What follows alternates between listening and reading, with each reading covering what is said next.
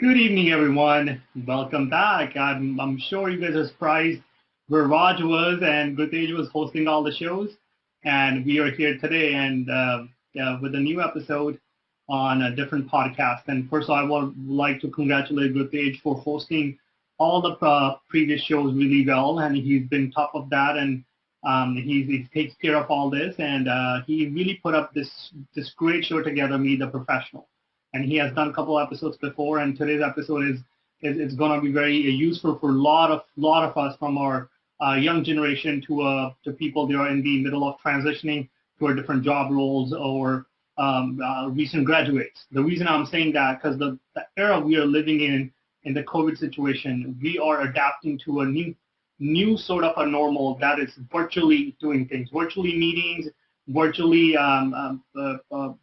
learning, teaching, and getting together, right? So that is what today's topic is: how technology is playing a huge role, vital role in everyone's life. How is it changing the way we used to do things, and that how is it going to change the things we're going to do in the future? And that is what the podcast topic is today: computer engineering profession.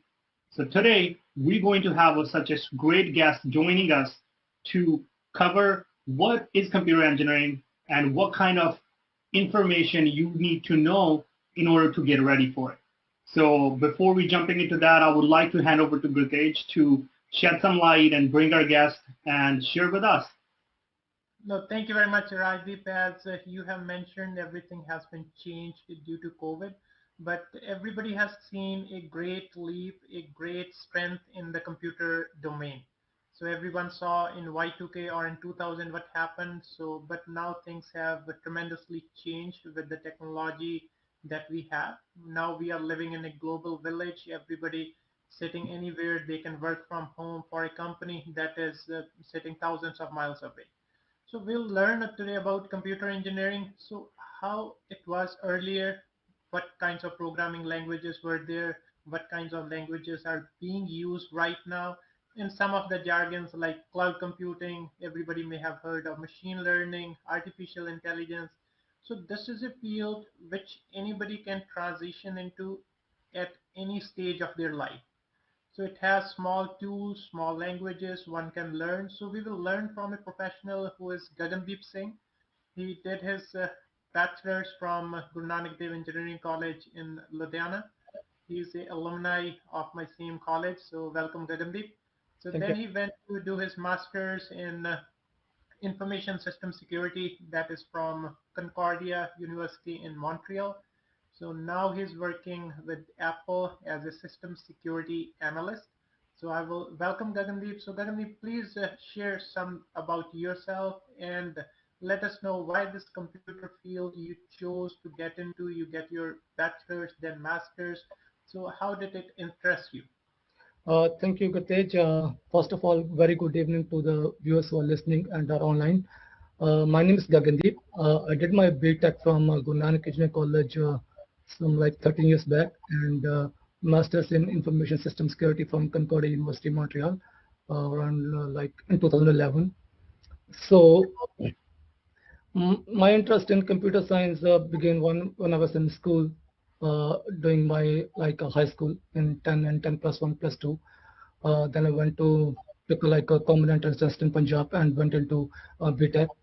And then I did my GRE exam. I wanted to migrate to USA, but destiny took me to Canada instead.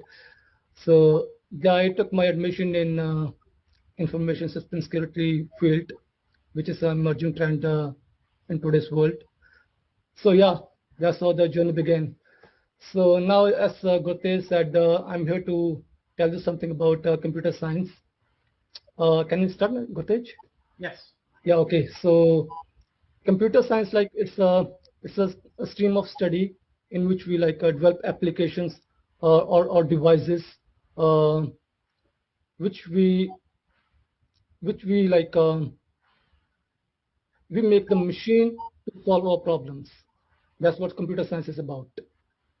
For that, we have to create our own device, maybe on own applications in a way that the machine can interact with the human being. So, yeah.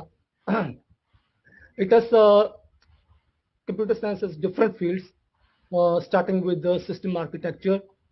The main and important part of computer science is programming, and then there is a networking part also. Then is databases. We will talk more about programming today, as it's the one thing that there's like a future in computer science. Thank you very much, Gagandeep. So you have shared what computer science is. So from the layman language or somebody who doesn't aware what this stream is, that there are many streams like electrical engineering, electronics, civil engineering, computer engineering. So what is the core domain, or how this computer programming thing or the computer engineering thing works at the ground level? Yeah, like computer is like whatever. Okay, the best thing to describe computer science is when you sit in front of computer, whatever you see on your device is because of computer science. There is something that has been done in the background, which is called programming. That's what you see in front of your device, on your system, on your screen. That's where it comes into picture. Like everything you interact in today's world electronically is something has been designed at the back end. And that's the place where computer science or electronics, these things come into place. If any electronic thing or any computer related information system device you see in your real world, that's based on a programming part of computer science.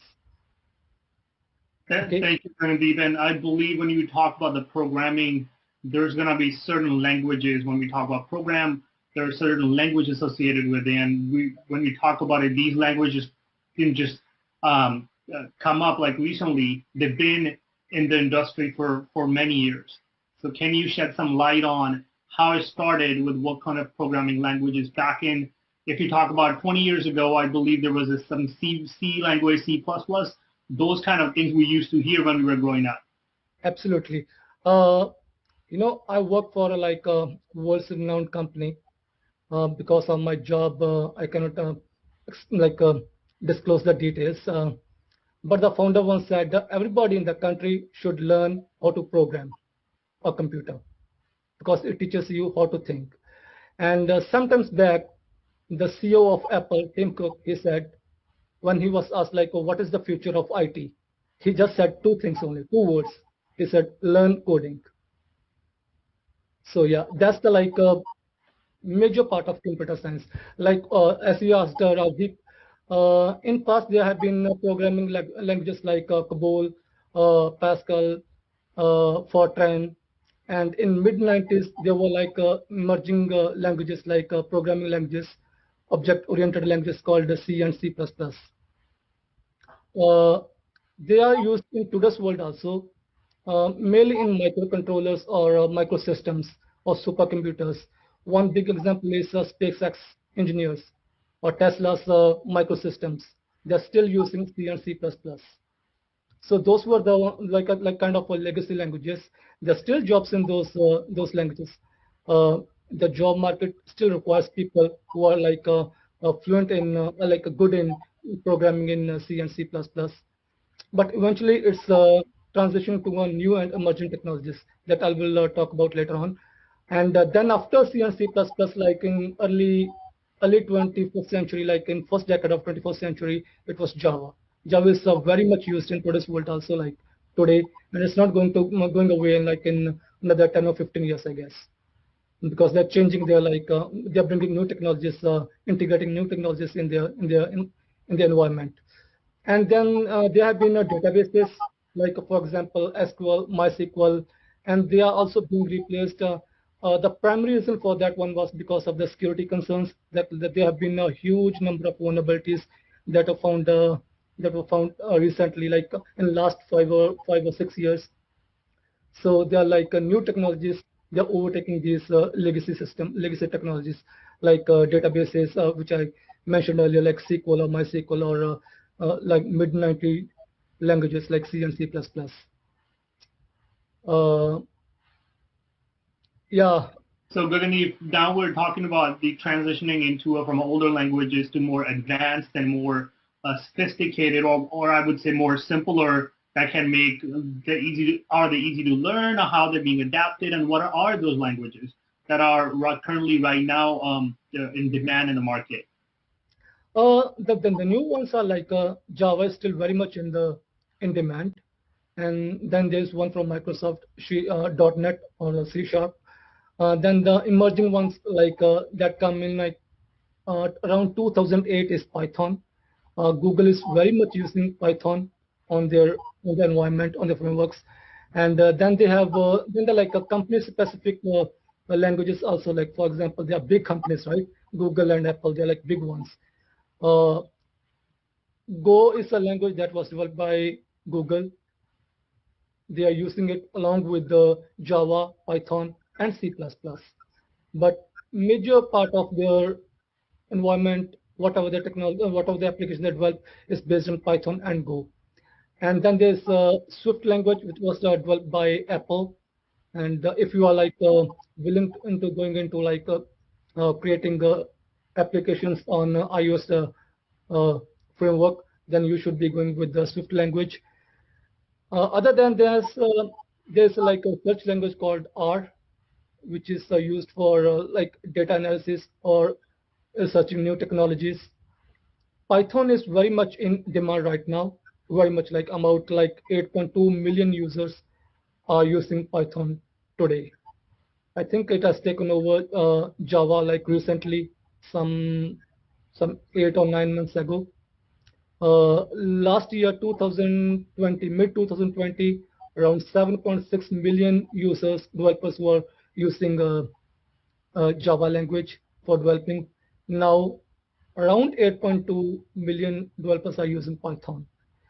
So the reason people are transitioning from this language, old languages, to the new one is it is easier to use, it's faster, and the libraries are bigger ones. Like when I say libraries, means they don't have to do coding for very small things. Like they have a like I can explain this one later on. Then regarding the databases, uh, as I said initially, like around 20 years ago, it would be like a MySQL or SQL databases. Now there are new trends coming up like MariaDB, MongoDB, NoSQL. That's a framework which other databases work on. And then there is like web technologies. For example, if you go with the say Facebook. Facebook is using PHP still. If you want to like log into like on your desktop, just type facebook.com, open your home page, and you'll see it is developed in PHP, which is gradually dying because of security concerns. The vulnerabilities are like too many in PHP. And then if you want to go and search Wikipedia, it's also developed in PHP. They are also moving to like Java technologies now. The reason is same. The vulnerabilities in PHP are like way too many. And then they're like front-end technologies, just like how your website looks, the visual of your website, like CSS, HTML, those kind of things. So thank you, Gagan. As you explained, so yeah, there were previously some languages, those are now getting transitioned into the new languages as Python is starting taking over Java language. So the roles and responsibilities are also changing in the computer engineering domain. So earlier it was only a computer engineer. Now more terminologies like we hear about full stack developer, front end, or somebody is working on the back end. Can you please share some light on those kinds of roles? What kinds of expertise one need to become a full stack developer or a front end developer, or if somebody wants to work on the back end? So what are the differences and what kinds of skill sets they need? As I said, like the major part of computer science is programming, right? So if you go online to any job portal and search for a programming job, like a developer job, they will usually ask today, they will usually ask for a full stack developer. What does that mean? Like you can divide uh, the developing part into two things, like say the front end and the back end. You can say like this on the stage, what's happening on backstage, right? So the stage one is the front end, what we see. Like we open any web application, what you see has been developed by the front-end developer. How the visuals look, where is the button placed, whatever this is, what is the color, what is the theme used on that website. Those things that are done by the front-end developer. The person, if you are going and see a stage show, what we see on the stage, that's done by the front-end developer. For that thing, the preparations were made on the stage for the people who were performing on the stage. The preparations were made at the back end also. The people performing at the backstage. That's what happens in computer programming also.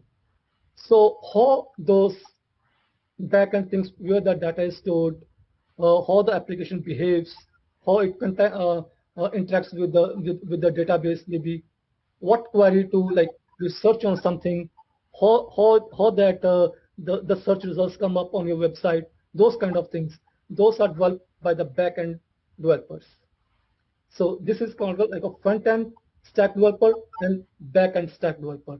If you go online on the job portal today, the majority of companies, they would ask for like a full stack developer. So what is full stack developer? It's like a jack of all trades. They demand people like who can do the front-end programming also, who can do the back-end programming also. So anyone who is both good in front-end developing and back-end developing, is called a full stack developer.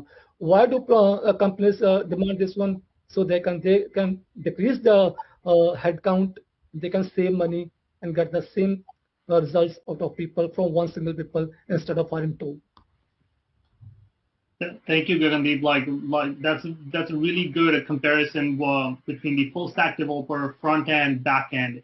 So when we're talking about these different roles and positions that companies are looking for, are there any different technologies that are being used? For example, for the back end specifically, like you talked about our different programmings before, these were used to be used. Now they're trending into the new ones, Python, Java, and R. So can you shed some light on what sort of technology is coming under the back end? Yeah, sure. Like in the 1 second, let me open the slide. Okay, yeah. So in the back end, like I'll talk with the front end first. Front end is like HTML, which is very popular and has been going on for a long time. Then it comes CSS, Cascade style, and then there is JavaScript. JavaScript is not going anywhere for a long time now. The front end tools, these are like Angular, React. They are both based on Open Java. They are developed by different people, different organizations based on Java. And then there's a backend. Backend is like PHP, right? Ruby on Rails, again like Python. And then on the database side, like there's Oracle or MongoDB, as I explained before. MongoDB, MariaDB, MemSQL, these kind of technologies. And for the backend, there's one very important thing that's required for any developer is how they can use like a version control applications, like for example Microsoft, which acquired Git application sometimes back. So that's where they share the codes for some time for certain things, not for everything. For any open technology, they can share their code on that thing. The developer should know how to use that Git, how to like import these things on their own systems. Yeah. So, Gagandeep, so does it seems like it has opened more opportunities for somebody who wants to enter into these fields, or it has limited the opportunities or consolidated some of the roles? Can you please talk about that? Exactly, the roles have been consolidated, but the opportunities are still there. Like I would say they have grown because the companies, they are unable to find people who are like full stack developers. Either they can find like a front end or their back end. And if they want to save money, right? Exactly like you said, that the roles have been consolidated, but the companies, they are going. Every company, they want to decrease their headcount, right? They save money. They go with these things. For example, like in these days, we are seeing a lot of DevOps jobs coming up. So what previously it used to be like the developers, they would develop the application, and the operations team they would like how to scale that application, right? So now the roles have been consolidated. They've like put it into one. They say the developer should be able to take the responsibility of the operations team also.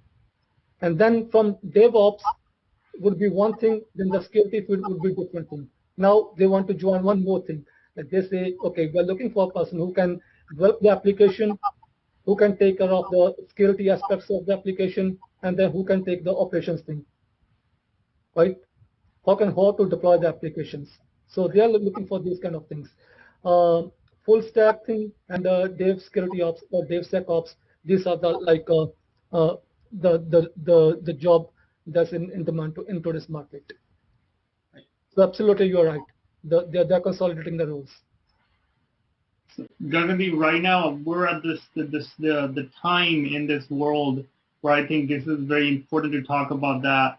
Right now we're sitting virtually far away from each other. Yeah. And that's where the technology is playing the whole role. So a lot of time we hear this jargon, the services are being provided in the cloud, and how the industry's trend is changing in the coming future.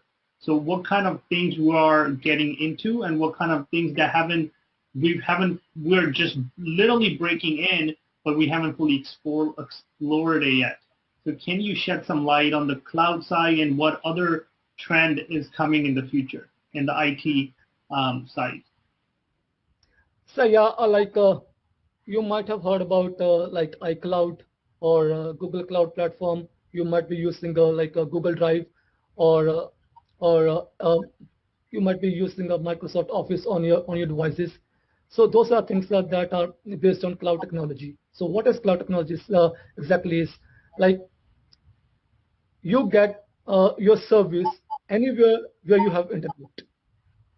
So the basic requirement is you have a device, you have an internet, and you can get your service.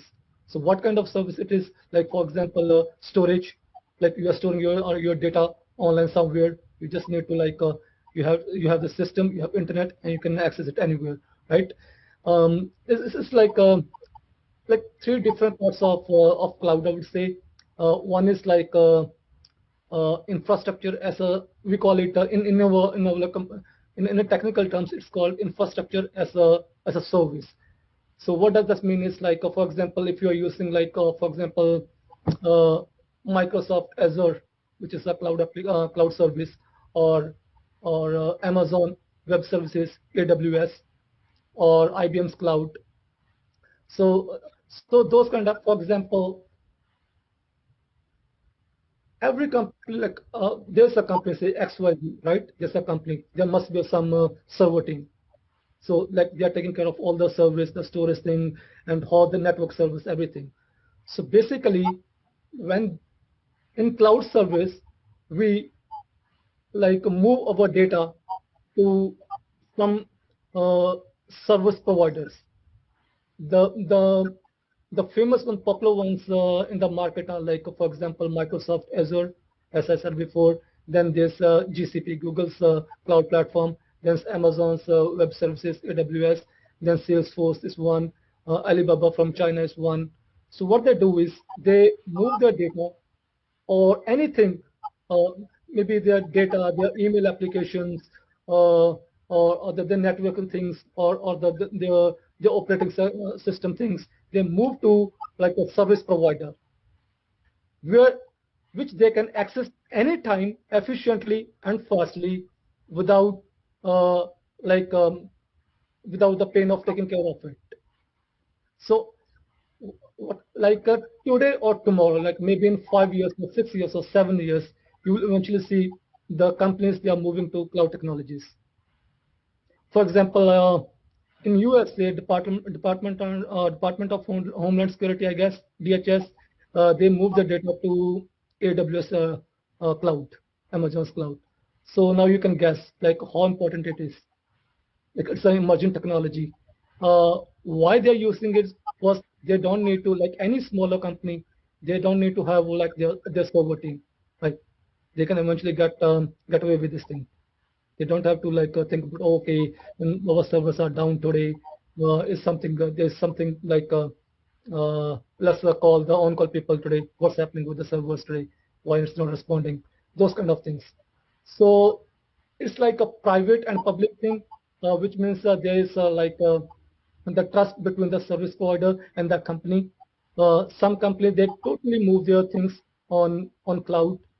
Some companies that keep like a very sensitive data with the sensitive classification, security classification. They keep the data on their own servers. The rest, the less important data, they move online, which is cloud. So that's how it's happening, and it's gonna take like another 5 to 6 years for companies to move to cloud, and they are going to like having so many jobs in future related to cloud. I mean, today also, like there are so many jobs opening up when it comes to cloud, and companies are like big companies. They are like unable to like fill their job openings, and they are paying like handsome money for that also. For example, like if you go to Microsoft or Amazon, their starting salary for a cloud engineer starts with like $150K, something like that. Yes, No, thank you, thank you Mandeep, for very much, sharing all that. Gagandeep. Yeah. So as cloud computing, that's the latest technology too. But now we are hearing about machine learning, artificial intelligence. So those are relevantly new. But as we are having the telecommunication, we are reaching to 5G, the autonomous vehicles everywhere. So these terminologies we are hearing. So can you please share something about what machine learning AI is? And what is the scope in these domains, someone how they can get ready to enter into those job profiles. Yeah, like machine learning is like we make the computer system to make predictions based on the data. For machine language, there's like there should be immense data, like a storage of data. Like they need to have a like, lot of data so that a machine can make prediction. For example, you're using a Tesla auto drive uh, technology, right? How it makes a turn, how it senses the vehicle in front of it, how it senses the vehicle at the end. It makes the decision based on the data that is provided to it. So this is one feature, one trend that's coming up in computer science, and it's going to open a lot of jobs for people. Uh, Another example is like, for example, you go on Twitter or Facebook, you will automatically see a like suggestion for a new friend. Say, you see that this right? That's also something that's related to machine learning. So the systems, for example, on the Twitter or Facebook, they are making that decision. They are like suggesting us what you should be doing based on our already existing friend list. They must just as okay, they are like interacting. You might find like this one, you might want to be a friend with this guy. And artificial intelligence is like we are making the machine to simulate the human being. For example, if a series one example or Google Assistant is one example, there's no a real person sitting when we ask, okay, hello Siri. There's no a real person, right? There's a virtual system that is answering our queries. So that kind of thing, that kind of technology is artificial intelligence. Uh, it also needs data to make decisions to our queries, like a huge amount of data. Great. So yeah, Yeah, no, Bill, thank you very much, Gagan, going over. I know these are huge topics that won't be can be covered in a very small talk. So, but these are very powerful tools, powerful technology that is coming in our world, and we need to be aware of them. Like how we can learn about it. We can get ourselves aware about them. If we are college graduate, that we can make that decision whether you need to go into this field, what sort of languages, what sort of information you need to have in order to get accepted, or what school needs to go to. All this is a great information that you shared with us. And thank you so much for sharing the insights from your industry that you're working in. exactly, Rajiv. Like people come to me and like I remember at one time like when I was in Montreal, someone came up to me like said he want to change his stream from management to like IT, and should he be learning C++? Like I was like little taken aback, you know. I told him like this is not a new trend in the industry. Like you should be going with the new emerging trends. For example, like as I told you before, new languages like artificial intelligence or R language, Python, these kind of things. Uh, there there's going to be like a huge number of jobs that will open in next 5 to 6 years in computer science, mainly in the field of programming, and that would include machine learning and artificial intelligence and cloud. And that's something we're seeing today. That's the best example that you brought, Tesla, that we all are probably buying those cars like, hey, yeah, I'm getting an autopilot. But Yeah, what we exactly. talked about today, the front end and the back end, there's Exactly. so much going behind the scenes that is making those technologies successful and handing it over to your hands. And that's the kind of the world we're going to be living in. And I know probably a couple months ago I read an article that they are launching the big trucks as well, the autopilot trucks. Yeah, That would impact a lot of different industries too. But hey, over the period of time, we've been changing. exactly. We now used to have iPhones. We used to have flip phones with the keyboards. Now we're handing over to the iPhones, and they keep improving, keep bringing more sophisticated technologies in our hand. They're very powerful, and we have to learn. We have to adapt. Yeah, exactly. Like many of the jobs in computer science, they go unfilled today because companies are looking for like someone who is well talented in like new technologies, as I spoke earlier, in artificial intelligence or machine learning or new languages. And people are still stuck with some old technologies. They're unwilling to learn. So yeah, they're still like unfilled. And they are paying handsome amount of money also. Trust me. Like in if you go with the like a cloud engineer job or say ML engineer job, they start with like 150 plus for a starting one. Yeah. Yeah, no, thank you very much, Gagandeep. So Yeah. there is no use to So much. learn, so everybody should continue their learning. I want to thank everybody for watching. Please do send us questions. So we have mentors like Gagandeep here, so who live among yourself and who are willing to share their information and knowledge to help you improve. And please also provide us with the feedback and suggestions for the topics that you would like to listen. See you all in the next episode. Stay healthy and stay informed. Thank you very much. And just before you conclude, Gurtej, I just want to add a couple words for our audience. That these podcasts that we're doing, these are for our especially for our high school graduates. They are deciding which field they need to go to.